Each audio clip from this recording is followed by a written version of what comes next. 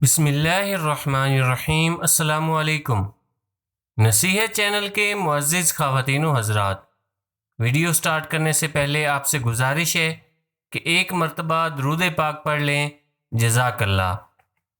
حضور اقدس صلی اللہ علیہ وآلہ وسلم 1400 اشخاص کی جماعت کے ساتھ ایک سفر میں تھے۔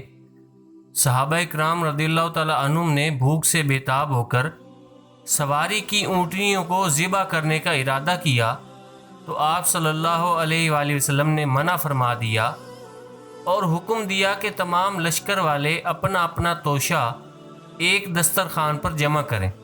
چنانچہ جس کے پاس جو کچھ تھا لا کر رکھ دیا تو تمام سامان اتنی جگہ میں آ گیا جس پر ایک بکری بیٹھ سکتی تھی، لیکن 1400 آدمیوں نے اس میں سے شکم سیر ہو کر کھا بھی لیا اور اپنے اپنے توشہ دانوں کو بھی بھر لیا۔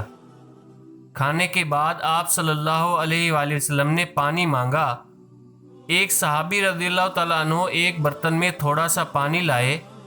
آپ صلی اللہ علیہ وآلہ وسلم نے اس کو پیالہ میں انڈیل دیا اور اپنا دست مبارک اس میں ڈال دیا تو 1400 آدمیوں نے اس سے وضو کیا۔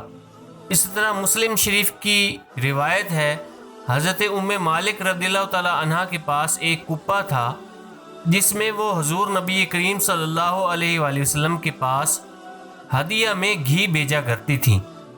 اس کپے میں اتنی عظیم برکتوں کا ظہور ہوا کہ جب بھی ام مالک رضی اللہ تعالیٰ عنہ کے بیٹے سالن مانگتے تھے اور گھر میں کوئی سالن نہیں ہوتا تھا تو وہ اس کپے میں سے گھی نکال کر اپنے بیٹوں کو دے دیا کرتی تھیں۔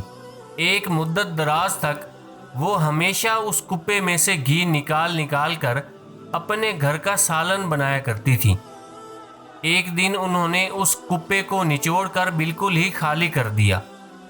جب بارگاہ نبوت میں حاضر ہوئیں تو آپ صلی اللہ علیہ وآلہ وسلم نے پوچھا کہ کیا تم نے اس کپے کو نچوڑ ڈالا؟ انہوں نے کہا جی ہاں۔ تو آپ صلی اللہ علیہ وآلہ وسلم نے فرمایا کہ اگر تم اس کپے کو نہ نچوڑتی اور یوں ہی چھوڑ دیتی تو ہمیشہ اس میں سے گھی نکلتا ہی رہتا۔ اسی طرح بخاری شریف کی ایک حدیث میں ہے، ایک دن حضرت ابو ہریرہ رضی اللہ تعالیٰ عنہ بھوک سے نڈال ہو کر راستے میں بیٹھ گئے۔ حضرت ابو بکر صدیق رضی اللہ تعالیٰ عنہ سامنے سے گزرے تو ان سے انہوں نے قرآن کی ایک آیت کو دریافت کیا۔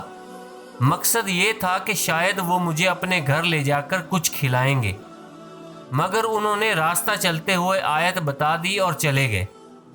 پھر حضرت عمر رضی اللہ تعالیٰ عنہ اس راستے سے نکلے، ان سے بھی انہوں نے ایک آیت کا مطلب پوچھا۔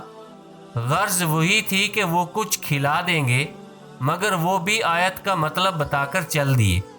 اس کے بعد حضور اقدس صلی اللہ علیہ وآلہ وسلم تشریف لائے اور حضرت ابو ہریرہ رضی اللہ تعالیٰ عنہ کے چہروں کو دیکھ کر اپنی خدا داد بصیرت سے جان لیا کہ یہ بھوکے ہیں۔ آپ صلی اللہ علیہ وآلہ وسلم نے انہیں پکارا، انہوں نے جواب دیا اور ساتھ ہو لیے۔ جب آپ کاشانہ نبوت میں پہنچے تو گھر میں دودھ سے بھرا ہوا ایک پیالہ دیکھا۔ گھر والوں نے آپ کو اس شخص کا نام بتلایا جس نے دودھ کا یہ ہدیہ بھیجا تھا۔ آپ صلی اللہ علیہ وآلہ وسلم نے حضرت ابو ہریرہ رضی اللہ تعالیٰ عنہ کو حکم دیا کہ جاؤ اور تمام اصحاب صفا کو بلا لاؤ۔ حضرت ابو ہریرہ رضی اللہ تعالیٰ عنہ اپنے دل میں سوچنے لگے کہ ایک ہی پیالہ تو دودھ ہے، اس دودھ کا سب سے زیادہ حقدار تو میں تھا، اگر مجھے مل جاتا تو مجھ کو بھوک کی تکلیف سے کچھ راحت مل جاتی۔ اب دیکھیے اصحاب صفا کے آ جانے کے بعد بھلا اس میں سے کچھ مجھے ملتا ہے یا نہیں۔ ان کے دل میں یہی خیالات چکر لگا رہے تھے، مگر اللہ اور رسول صلی اللہ علیہ وآلہ وسلم کی اطاعت سے کوئی چارہ نہ تھا، لہٰذا وہ اصحاب صفا کو بلا کر لے گئے۔ یہ سب لوگ اپنی اپنی جگہ ایک قطار میں بیٹھ گئے۔ پھر آپ صلی اللہ علیہ وآلہ وسلم نے حضرت ابو ہریرہ رضی اللہ تعالیٰ عنہ کو حکم دیا کہ تم خود ہی ان سب لوگوں کو یہ دودھ پلاؤ۔ چنانچہ انہوں نے سب کو پلانا شروع کر دیا۔ جب سب کے سب شکم سیر پی کر سیراب ہو گئے تو حضور اکرم صلی اللہ علیہ وآلہ وسلم نے اپنے دست رحمت میں یہ پیالہ لے لیا اور حضرت ابو ہریرہ رضی اللہ تعالیٰ عنہ کی طرف دیکھ کر مسکرائے اور فرمایا کہ اب صرف ہم اور تم باقی رہ گئے ہیں، آؤ بیٹھو اور تم پینا شروع کر دو۔ انہوں نے پیٹ بھر دودھ پی کر پیالہ رکھنا چاہا تو آپ صلی اللہ علیہ وآلہ وسلم نے فرمایا کہ اور پیو۔ چنانچہ انہوں نے پھر پیا، لیکن آپ صلی اللہ علیہ وآلہ وسلم بار بار فرماتے رہے کہ اور پیو اور پیو، یہاں تک کہ حضرت ابو ہریرہ رضی اللہ تعالیٰ عنہ نے عرض کیا، یا رسول اللہ صلی اللہ علیہ وآلہ وسلم، مجھے اس ذات کی قسم ہے جس نے آپ کو حق کے ساتھ بھیجا ہے کہ اب میرے پیٹ میں بالکل ہی گنجائش نہیں رہی۔ اس کے بعد حضور صلی اللہ علیہ وآلہ وسلم نے پیالہ اپنے ہاتھ میں لے لیا اور جتنا دودھ بچ گیا تھا آپ صلی اللہ علیہ وآلہ وسلم بسم اللہ پڑھ کر پی گئے۔ اللہ پاک ہمیں بھی نبی آخر الزمان صلی اللہ علیہ وآلہ وسلم کے رحمتوں اور برکتوں سے حصہ عطا فرمائے، آمین۔ دوستو، اپنے رشتہ داروں کا اور گرد و نواح کے سب لوگوں کا خیال رکھیے۔